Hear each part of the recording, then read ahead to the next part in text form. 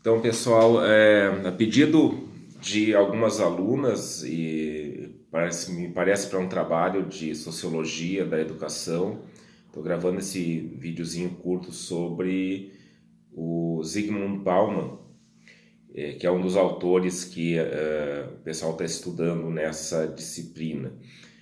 Bauman, pode-se dizer assim, é um dos nomes hoje bastante conhecidos entre intelectuais do nosso tempo. Ele faleceu em 2017, nasceu em 1925, se eu não me engano. Bom, e se vocês consultem a Wikipédia e deem uma olhada, isso aí é dado que a gente pode consultar facilmente. Mas ele, digamos assim, final da década de 90, início dos anos 2000, começou a circular bastante, pelo que eu me lembro, as obras do Bauman, as teorias do Bauman sobre a questão da pós-modernidade. E o que se falava muito era que o Bauman era o tipo de intelectual que tinha se popularizado. O Bauman tem realmente uma linguagem e uma abordagem que, mesmo quem não tem muita experiência com pesquisa, com leituras mais aprofundadas, consegue captar. O que não quer dizer que seja uma leitura fácil, é uma leitura acessível. A gente consegue entender o que o Bauman quer dizer, aonde que ele quer chegar, mas é algo que tem uma profundidade, uma complexidade bastante consideráveis. Então, é um intelectual bem conhecido nos nossos tempos. De novo, falecido em 2017, ano passado.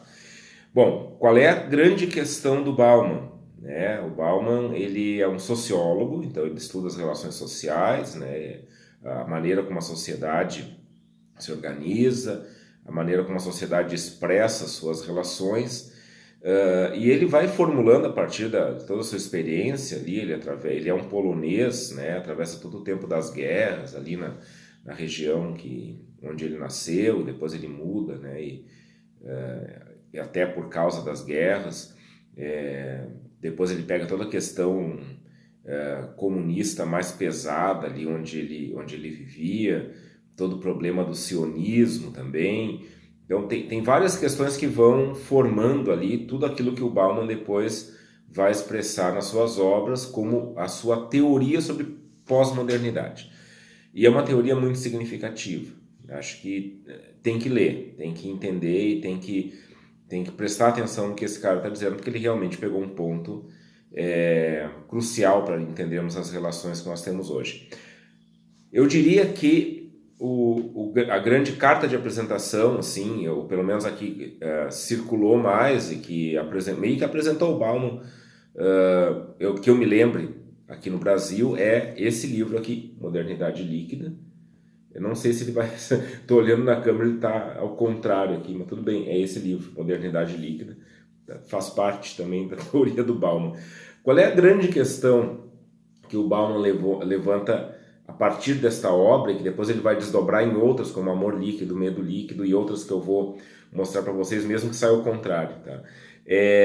A grande questão é que ele confronta aqui um modelo de modernidade que se estabeleceu, que ele chama de modernidade sólida, com um modelo líquido. O que é esse modelo líquido? O que significa? Claro que não é líquido concretamente, mas é líquido como representação de relações. Então ele compara aqui nessa obra Modernidade Líquida, tem uma comparação que para mim é chave para entender várias das questões que ele vai levantar depois, que é a seguinte: o patrimônio do Rockefeller e o patrimônio do Bill Gates. O Rockefeller, que um dos grandes magnatas norte-americanos, ele encontra o patrimônio dele em ferrovias, em prédios, então isso é uma modernidade sólida. Ali está, é um bem imóvel, Isso aqui é do Rockefeller. E o patrimônio do Bill Gates, qual é que é? Alguém vai dizer, mas a Microsoft, que é uma empresa... Bom, a empresa Microsoft, que tem endereço, etc, é menor do que aquilo que é o real patrimônio de alguém como Bill Gates ou de outros caras da informática, que é um patrimônio imaterial. O que eu estou fazendo agora é em cima do patrimônio do Bill Gates, pode-se dizer assim. Porque a gente vai pegar esse vídeo, vai carregar lá numa plataforma que é o YouTube, que vai rodar dentro de um computador que tem ali um software, ou seja, aquilo que alguém como Bill Gates fez é muito significativo para entender os tempos que a gente vive. É um patrimônio que não pode ser medido simplesmente por um lugar, por uma obra, mas é algo que circula como informação. E aí então ele vai elaborar toda essa questão da modernidade líquida. A gente pode partir de alguém como Bill Gates, Microsoft, todas essas experiências que a gente tem hoje, né, desses patrimônios que circulam na sociedade da informação, e podemos chegar às nossas relações, que é o que ele vai abordar em Amor Líquido, por exemplo, né, onde a gente pode daqui a pouco pensar o seguinte: a gente vem de uma tradição de modernidade, onde as relações elas se tornavam também um patrimônio sólido, e a gente tem isso concretizado hoje, inclusive naquilo que a gente reconhece como registro de uma família, né, onde tu tem lá uma certidão de casamento, ou pelo menos tem um reconhecimento de uma relação duradoura o suficiente para que um patrimônio seja deixado para outra pessoa. E o Bauman vai dizer assim, bom, as relações hoje elas se transformam em uma sucessão de experiências que em si não precisam ter uma continuidade tão longa assim. O que vale, é o que ele coloca aqui, parece ser mais acumular várias experiências ao longo da vida do que ter uma grande experiência, uma experiência profunda de alguma coisa. E aí, então, isso se desdobra para várias coisas. O amor líquido, já estou abordando aqui, que é essa questão da relação humana, onde eu daqui a pouco não aposto mais numa relação com uma pessoa para sempre, né? O que é para sempre, não sei,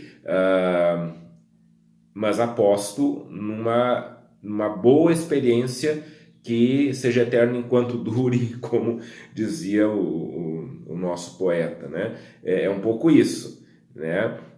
E aí o Medo Líquido, que é outra obra dele. Então, o que é hoje ter segurança, né? Ter uma boa tranca na porta de casa, alarme, câmera, tudo isso também traz segurança, mas os nossos dados estão expostos. Então a gente não sabe por onde vai ser atacado, então ter medo é algo que parece ser parte da pós-modernidade. E aí tem outras obras que ele também escreve junto com outros autores que vão ser desdobramentos disso. Cegueira Moral, ó, outra obra ao contrário aqui. Cegueira Moral, a questão, o subtítulo é a perda da sensibilidade na modernidade líquida, né? Como é que eu sinto o outro, como é que eu sou sensível ao outro, à vida do outro. Vida em Fragmentos, aqui é muito interessante, porque ele vai trabalhar a questão de que a visão fragmentada que a gente já tem da realidade, ela se potencializa neste momento em que a gente acaba enxergando sempre por um ponto de vista e colocando esse ponto de vista como algo absoluto, né? E ao mesmo tempo a gente vai tendo consciência de que a vida é uma sucessão de fragmentos. E esse aqui, principalmente o pessoal da pedagogia, sobre educação e juventude, né? Qual é o papel da educação? Como é que a educação acontece nesse modelo de sociedade líquida que o Bauman nos fala? Eu diria o seguinte: o Bauman não é nem um pessimista nem um otimista sobre os nossos tempos, ele é um realista que consegue constatar coisas que outras pessoas não constataram, e como bom pesquisador ele está ali fazendo perguntas para a realidade. Um bom pesquisador ele não está ali para afirmar ou negar nada, ele está ali para fazer perguntas. As perguntas do Bauman são essas: o tempo que nós vivemos, como é que as relações se dão, e se a gente pega nessa questão de sólido e líquido, né, o que significa isso naquilo que a gente vive. Então, Zygmunt Bauman, eu diria, se alguém vai começar a leitura, começa pela Modernidade Líquida, que é a obra fundante, talvez, dessa teoria social do Bauman, e depois, né, Amor Líquido, Medo Líquido e essas outras obras aqui, mais escritas, lançadas mais perto da morte do autor, tá bom? Espero ter ajudado em alguma coisa e bom estudo aí para vocês.